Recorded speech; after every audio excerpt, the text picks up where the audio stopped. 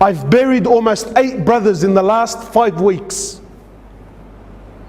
All of which were under the age of 25. All of which were under the age of 25 years old.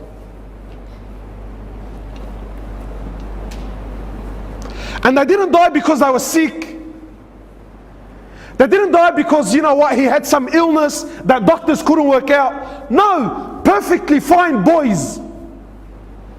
Wallahi, one of them, 18 years old, built like a tank. We actually had to bend his legs when we put him into the ground. He was so big, we actually couldn't fit him into the hole. We actually had to bend his legs to get him in there.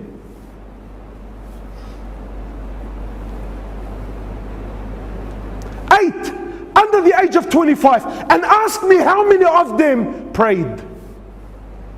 None of them.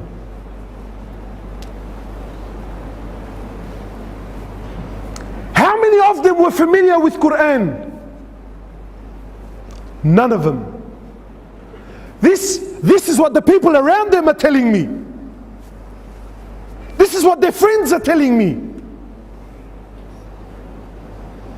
My brothers, you sit here hopeful, thinking I have a long life. What gives you this hope, my brother? Go to the cemetery, billah alaik, please. I urge you, go to the cemetery and look and read the tombstones. But gone are the days when, you know, wallahi, I remember growing up, death belonged to Abu Ali and Abu Ahmed, who's done Hajj, and all of his kids are now married, and you know, he's got grandkids, he's 70 years old, he's croaking a white beard. Those days are long gone. And for the most part of my life, every funeral I went to was in the old section of Rookwood Cemetery. In the last few years, we filled up that one, plus 2 new sections that they gave us, and we're already halfway through the new one that they gave us. And 70% of these people that are buried there, 70% are under the age of 35 years old.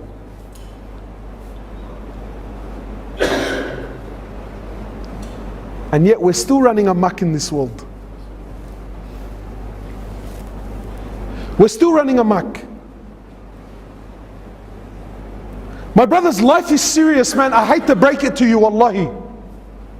You know, I can sit here and give you this nice, beautiful talk with the Indian background dancers, Aflam Hindi. I can do that for you, inshallah, and make you feel good. You know, brothers tell me, brother, why have you become so pessimistic?